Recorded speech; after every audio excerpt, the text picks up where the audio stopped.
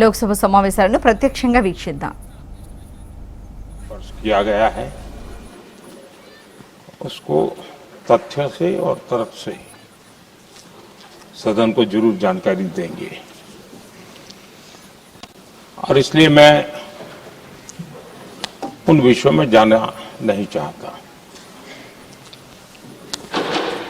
आदरणीय अध्यक्ष जी, राष्ट्र के जीवन में कुछ महत्वपूर्ण पल आते हैं और उस समय की समाज की मनस्थिति और नेतृत्व की क्षमता उस पल को कैप्चर करके एक राष्ट्र की अमानत बना देती है, एक मजबूत धरोहर तैयार कर देती है. मैं समझता हूं कि भारत के संसदीय लोकतंत्र के इतिहास में ये वैसे ही पल है. आवश्यकता तो ये थी कि 25-30 साल पहले जब से विचार सामने आया, आवश्यकता महसूस हुई, हम इसको लागू कर देते और हम आज उसको काफी परिपक्वता तक पहुंचा देते हैं और आवश्यकता के अनुसार उसमें समय समय पर सुधार भी होते हैं और यही तो लोकतंत्र की ब्यूटी होती है. हमारी मदर ऑफ डेमोक्रेसी है, हमारी हजारों साल की लोकतंत्र की एक विकास यात्रा रही है और उस विकास यात्रा में एक नया आयाम जोड़ने का एक शुभ अवसर सदन के हम सभी साथियों को मिला है. और मैंने प्रारंभ में कहा है कि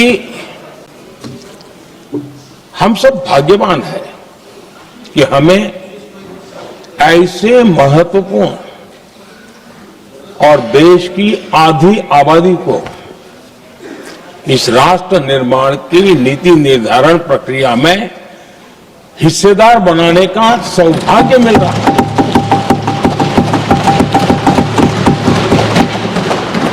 ये हम लोगों के लिए सौभाग्य है और मैं चाहता हूं कि मेरे सभी माननीय सांसद, मैं इधर उधर की आज बात करना नहीं चाहता हूं, हम सभी सांसद इस महत्वपूर्ण अवसर को जाने न दें.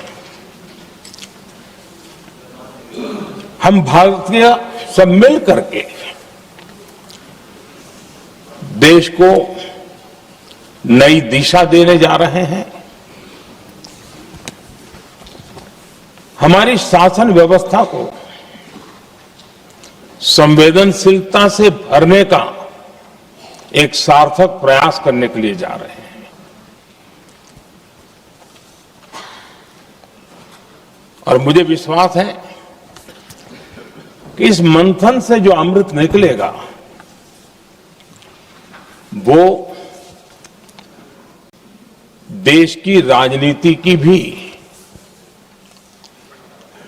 उसके रूप स्वरूप को तो तय करने ही करने वाला है, लेकिन ये देश की दिशा और दशा भी तय करने वाला है. इतने महत्वपूर्ण मोड़ पर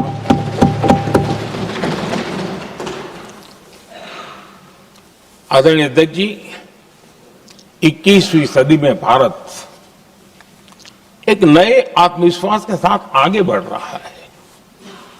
विश्व में भी आज भारत की स्वीकृति हम सब महसूस कर रहे हैं और ये हम सबके लिए गौरव का पल है.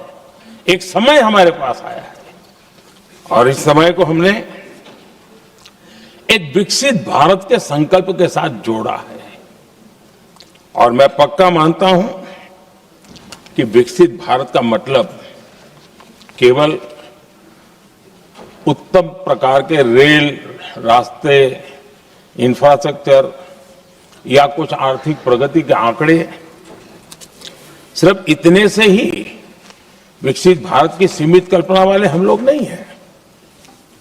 हम चाहते हैं कि विकसित भारत जिसके नीति निर्धारण में साच अर्थ में सबका साथ सबका विकास का मंत्र समाहित हो, देश की 50% जनसंख्या नीति निर्धारण का हिस्सा बने, ये समय की मांग है। हम पहले ही देरी कर चुके हैं। कारण कोई भी होंगे, जिम्मेवार कोई भी होंगे, लेकिन इस सच्चाई को हमें स्वीकार करना होगा कि जब हम अकेले मिलते हैं तब मानते हैं हाँ यार, लेकिन जब सामूहिक रूप से मिलते हैं, मुझे याद है कि जिस इसकी प्रक्रिया चली थी, सभी दलों से मिलना हुआ है, एक दल को छोड़ करके जिन जिन से मिलना हुआ है, हर एक ने सैद्धांतिक विरोध नहीं किया है। बाद में जाकर के जो कुछ भी हुआ होगा, राजनीतिक दिशा पकड़ी जा रही है, लेकिन जो राजनीतिक दिशा में ही सोचते हैं, मैं उनको भी एडवाइज करना चाहूंगा। एक मित्र के रूप में एडवाइज करता हूं और सबको काम आएगी। हमारे देश में जब से विमेन रिजर्वेशन को लेकर के चर्चा हुई है और उसके बाद जब जब चुनाव आया है, हर चुनाव में महिलाओं को मिलने वाले इस अधिकार का जिसने विरोध किया है, जिसने विरोध किया है, देश की महिलाओं ने उन्हें माफ नहीं किया है।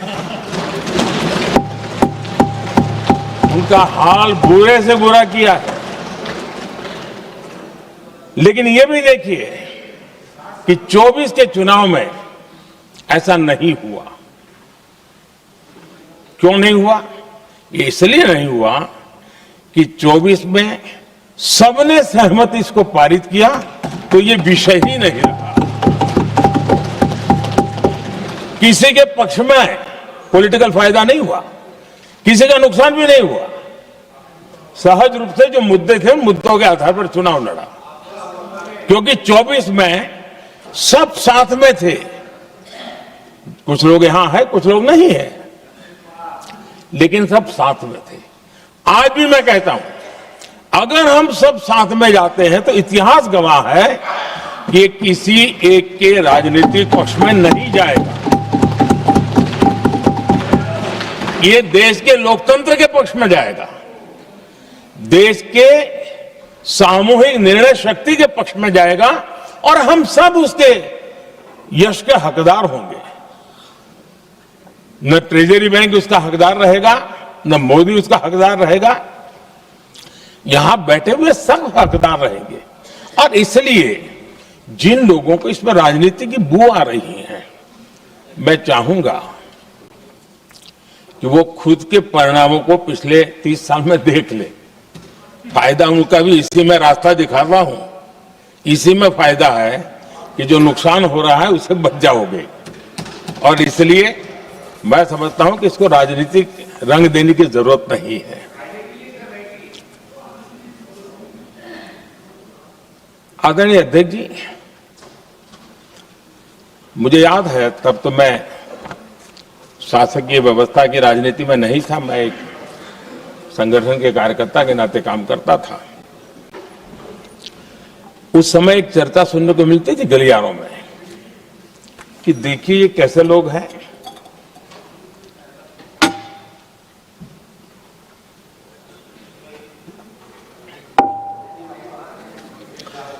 पंचायतों में आरक्षण देना है तो बहुत आराम से दे देते हैं, लेकिन आप कह रहे तो कह रहे हैं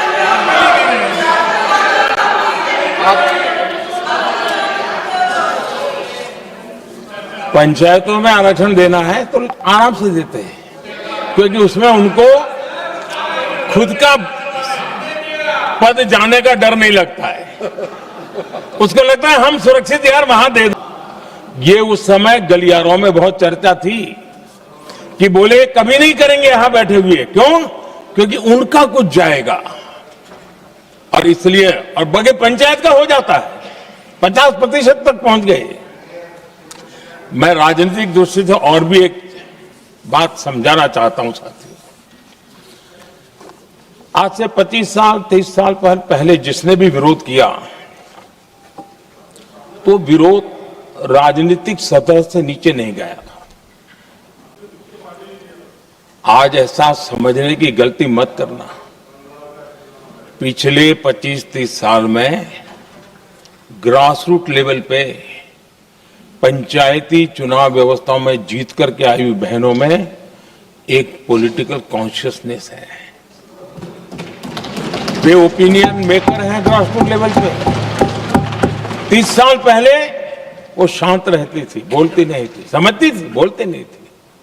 आज वो वोकल है और इसलिए अब जो भी पक्ष विपक्ष होगा, वो जो लाखों बहनें कभी न कभी पंचायत में काम कर चुकी है, प्रतिनिधित्व कर चुकी है, जनता के सुख दुख की समस्याओं को गहराई से देखा है, वो आंदोलित है। वो कहती हैं कि झाड़ू कचरा वाले काम में तो हमें जोड़ देते हो, वो तो परिवार में भी पहले होता था, अब हमें निर्णय प्रक्रिया में जोड़ो। और निर्णय प्रक्रियाएं विधानसभा में और पार्लियामेंट में होती है।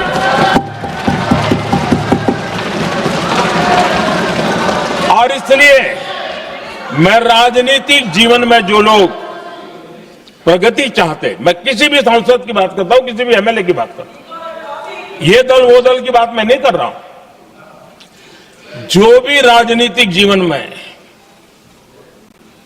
सफलतापूर्वक आगे बढ़ना चाहते हैं, उनको ये मान के चलना पड़ेगा कि पिछले 25-30 साल में लाखों बहनें ग्रास रूट लेवल पर लीडर बन चुकी हैं। अब उनके अंदर सिर्फ यहां 33% का नहीं, वहां भी वो आपके फैसलों को प्रभावित करने वाली है। और इसलिए जो आज विरोध करेंगे उसको लंबे समय तक कीमत चुकानी पड़ेगी, लंबे समय तक कीमत चुकानी पड़ेगी। और इसलिए राजनीतिक समझदारी भी इसी में है कि हम ग्रासरूट लेवल पर महिलाओं की जो पॉलिटिकल लीडरशिप खड़ी हुई है, उसको आपने अब कंसीडर करना पड़ेगा। यहां मैंने सुना हमारे मुलायम सिंह जी थे, तब से एक विषय चला रहे हैं, उनके परिवार वाले भी चला रहे हैं। आप देश की बहनों पर भरोसा करो ना, उनकी समझदारी पर भरोसा करो। एक बार 33% बहनों को यहां आने दो, आकर के उनको निर्णय करने दो, किसको देना है, किसको नहीं देना है, इस वर्ग को देना, उस वर्ग को देना, करेंगे वो निर्णय। हम उनके सामर्थ्य पर आशंका क्यों करते भाई? एक बार आने तो दो, उनको आने तो दो। जब आएंगे तो 34 में और दूसरा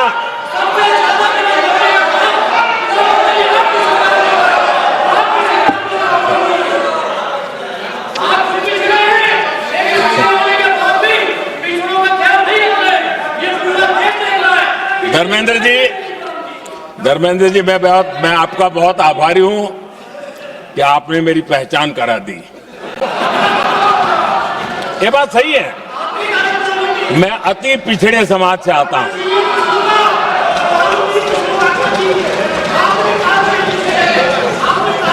धर्मेंद्र जी, मैं आपका बहुत आभारी हूं, और अखिलेश जी मेरे मित्र हैं तो कभी कभी मदद कर देते हैं।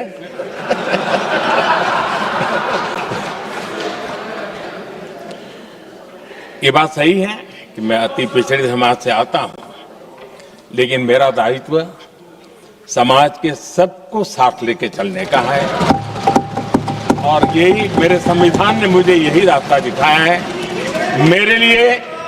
मेरे लिए संविधान ही सर्वोपरि है, और इसलिए और ये संविधान की ताकत है कि मेरे जैसा अत्यंत छोटे समाज का, अति पिछड़े समाज के व्यक्ति को इतना बड़ा दायित्व देश ने दिया।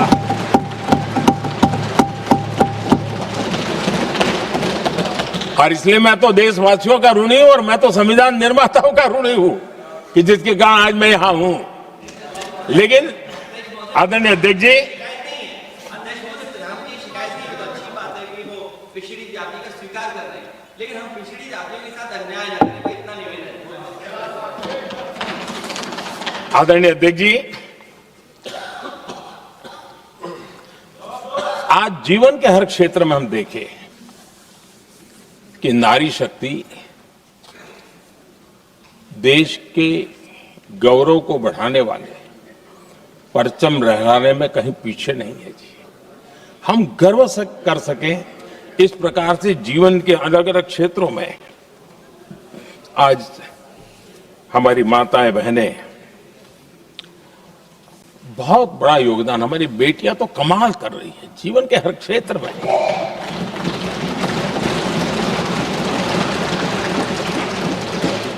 इतना बड़ा सामर्थ्य,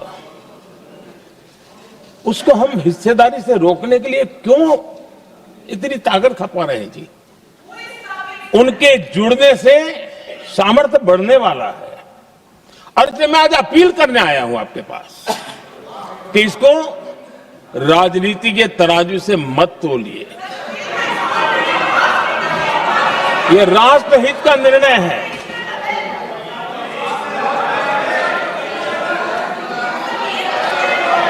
आदरणीय अध्यक्ष जी,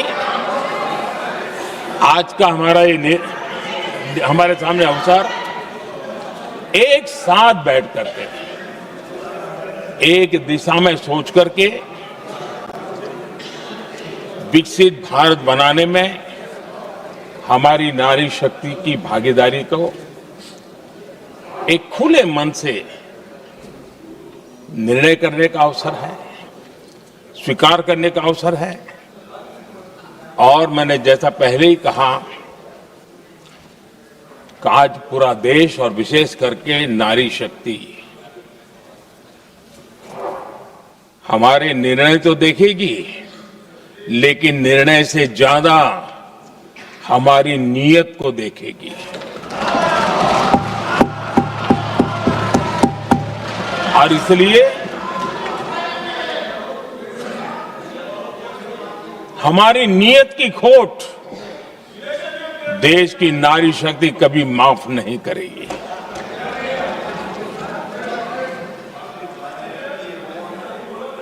आदरणीय अध्यक्ष जी,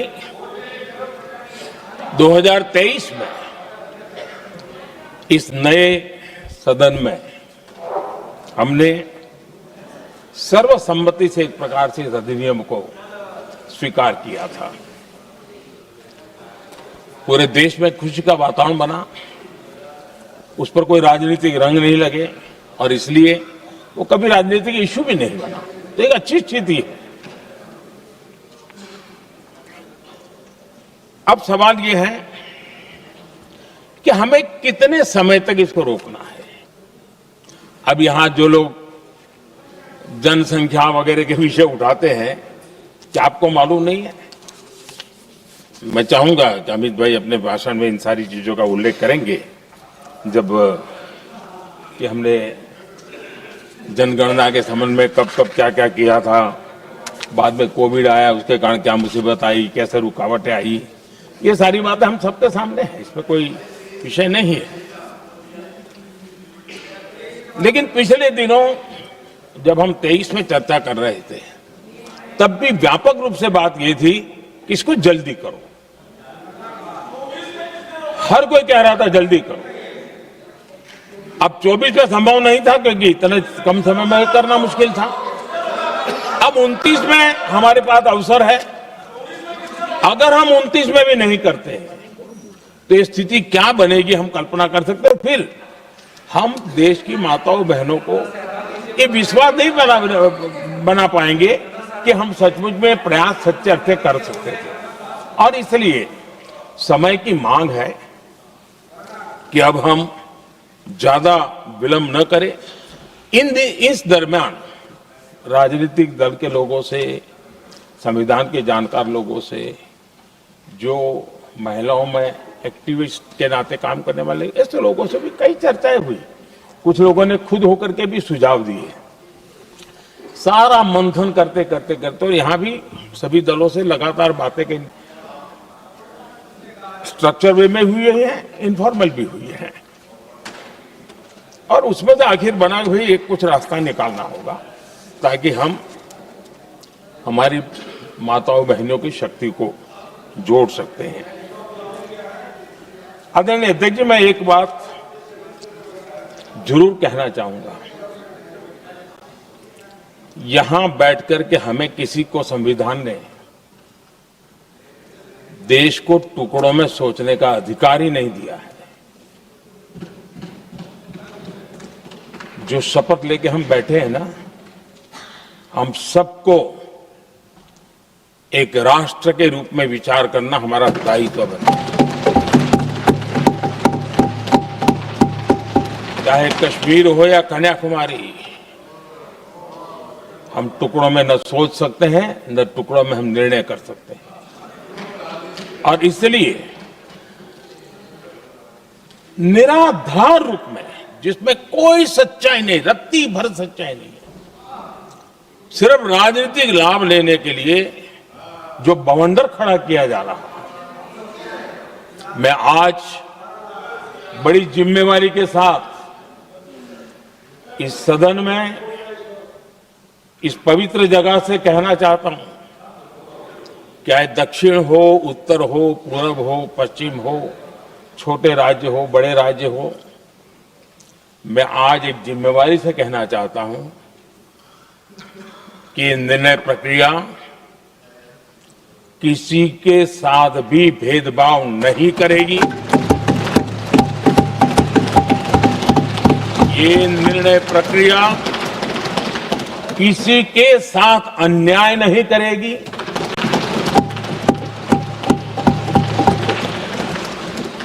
भूतकाल में जो सरकारें रही और जिनके कालखंड में जो परिसीमन हुआ और जो अनुपात उस समय से चला आ रहा है, उस अनुपात में भी कोई बदलाव नहीं होगा और वृद्धि भी उसी अनुपात में होगी।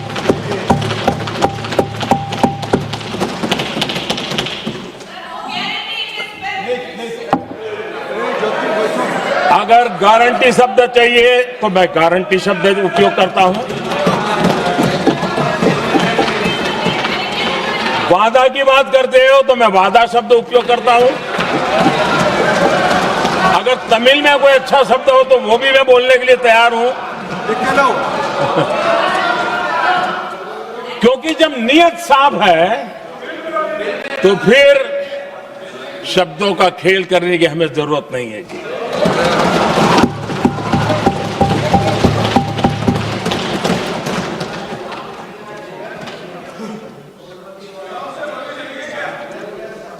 आदरणीय अध्यक्ष जी,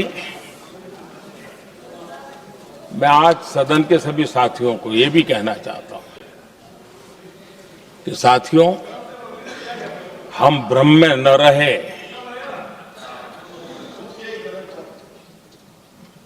हम उस अहंकार में न रहे, और मैं हम शब्द प्रयोग कर रहा हूं।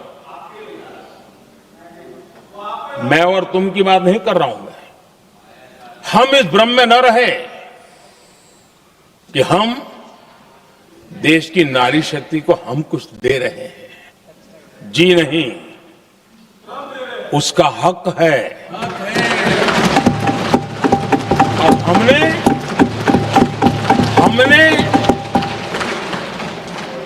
कई दशकों से उसको रोका हुआ है। आज उसका प्रायश्चित करके हमें उस पाप में से मुक्ति पाने का यह अवसर है।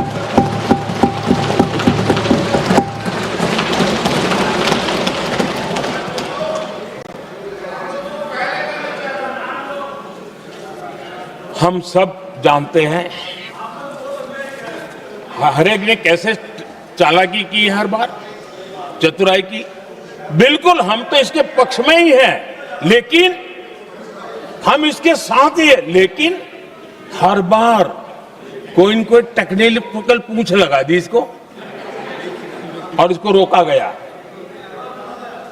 हर बार ऐसी चीजें लाई गई है। हिम्मत नहीं है कि हम 33% महिलाओं के आरक्षण का विरोध कर पाए। वो तो जमाना चला गया। आपको करना नहीं है, लेकिन कहने की हिम्मत भी नहीं है। और इसलिए टेक्निकल बहानेबाजी, ये करो तो ये, वो करो तो वो, डिगरा करो।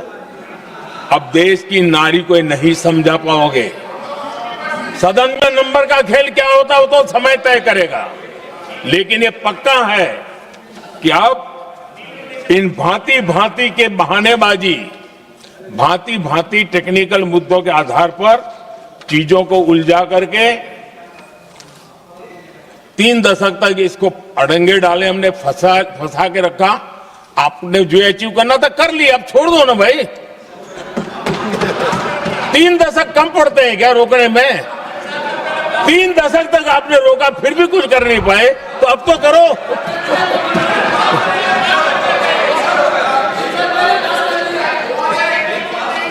आदरणीय अध्यक्ष जी,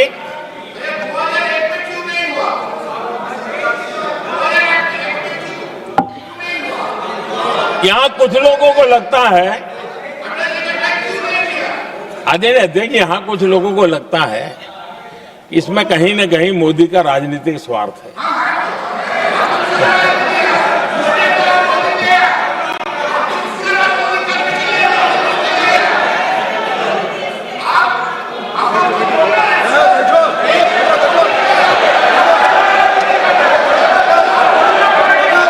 अरे भाई, इनको बोलने दीजिए, वहां पर बेचारे को मुंह पे ताला लगा हुआ है, बहुत बगल में कोई बोलने नहीं देता उसको।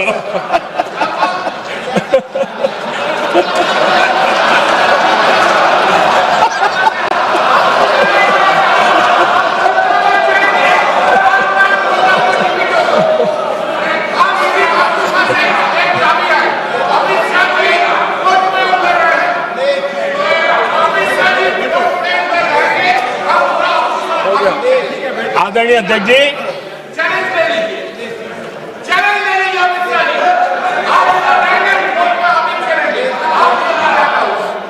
आदरणीय अध्यक्ष जी, देखिए, इसका अगर विरोध करेंगे तो स्वाभाविक है कि राजनीतिक लाभ मुझे होगा, लेकिन साथ चलेंगे तो किसी को भी नहीं होगा, ये लिख के रखो।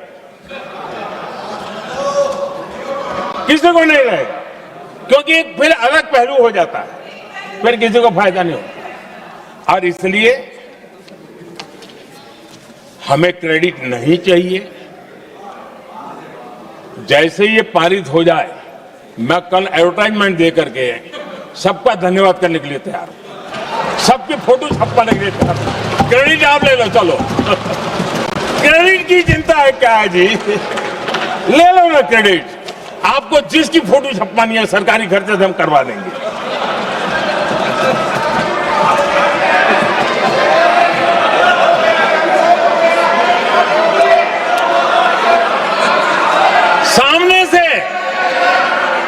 सामने से क्रेडिट का ब्लैंक चेक आपको दे रहा हूं।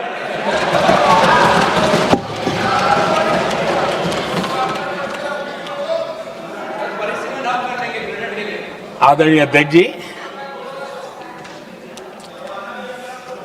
हमारी संसदीय लोकतंत्र में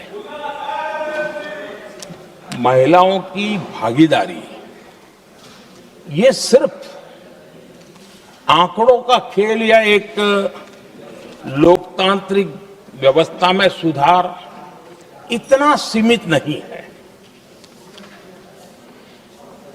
लोकतंत्र की जननी के रूप में, मदर ऑफ डेमोक्रेसी के रूप में ये निर्णय भारत का कमिटमेंट है, ये सांस्कृतिक कमिटमेंट है।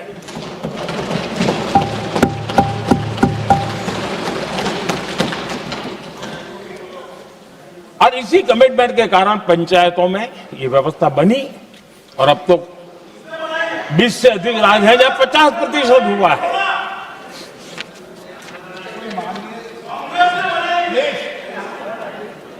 और हमने अनुभव किया है, मुझे लंबे अरसे तक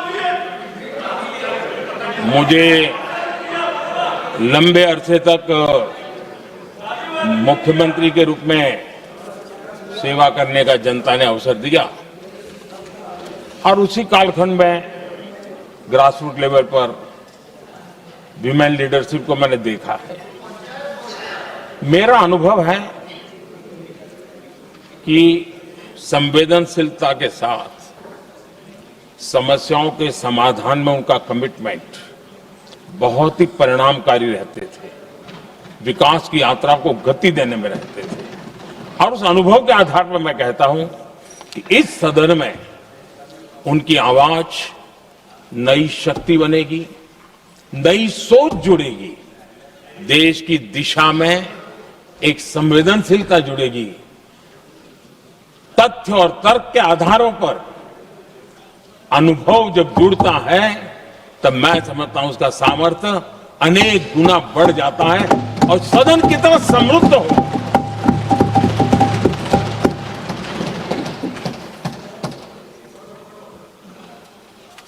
आदरणीय अध्यक्ष जी, हमारे देश में अनुभवी नारी शक्ति की कोई कमी नहीं है, सामर्थ्यवान में कोई कमी नहीं। हम भरोसा करें वे कंट्रीब्यूट करेंगे, बहुत अच्छा कंट्रीब्यूट करेंगे। और आज भी जितनी हमारी बहनें यहां हैं, जब भी उनको अवसर मिला है उन्होंने बहुत अच्छे ढंग से अपनी बात बताई है, सदन को समृद्ध किया है। आदरणीय अध्यक्ष जी, आज देश में वर्तमान में देश में 650 से ज्यादा पंचायतें, डिस्ट्रिक्ट पंचायत, करीब 250 महिलाएं उसका नेतृत्व कर रही है और केंद्र के कैबिनेट मिनिस्टर से ज्यादा उनके पास जिम्मेवारी और धन और व्यवस्था होती है, काम करती है जी। करीब 6,700 ब्लॉक पंचायतों में 2700 से अधिक ब्लॉक पंचायत ऐसी हैं जिसका नेतृत्व महिलाओं के हाथ में है।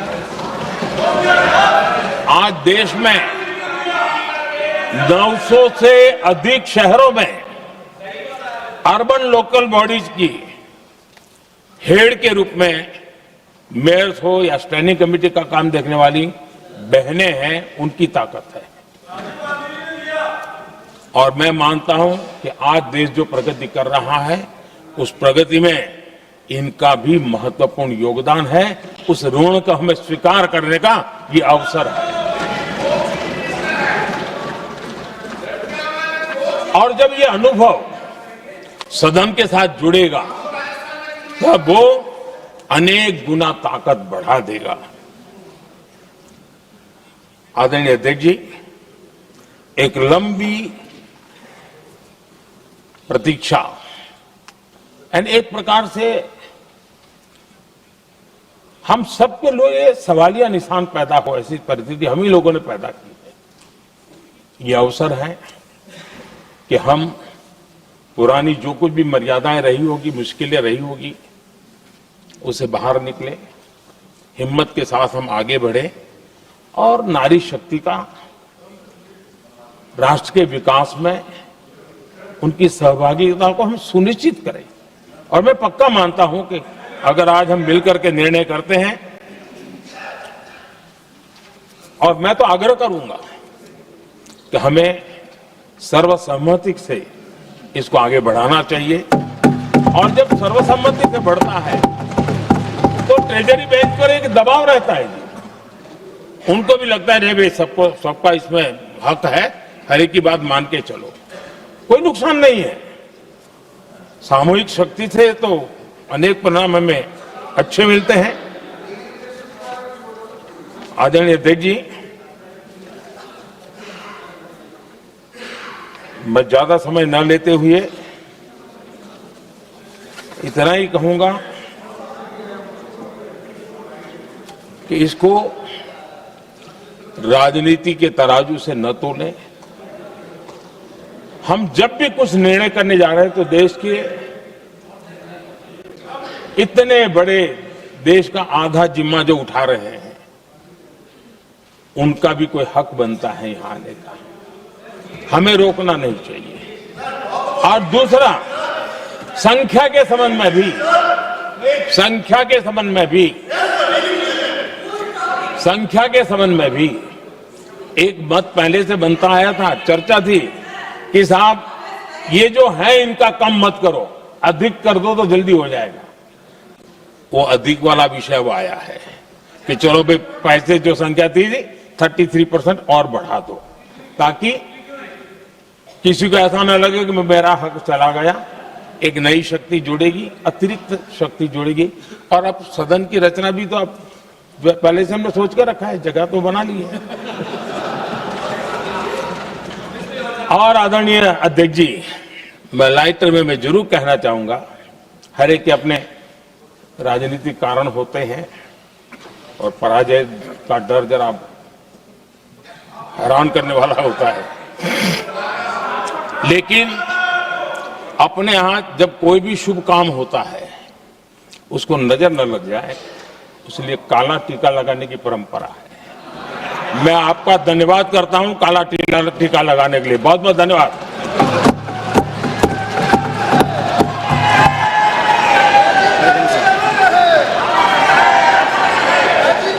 श्री अरविंद चौहान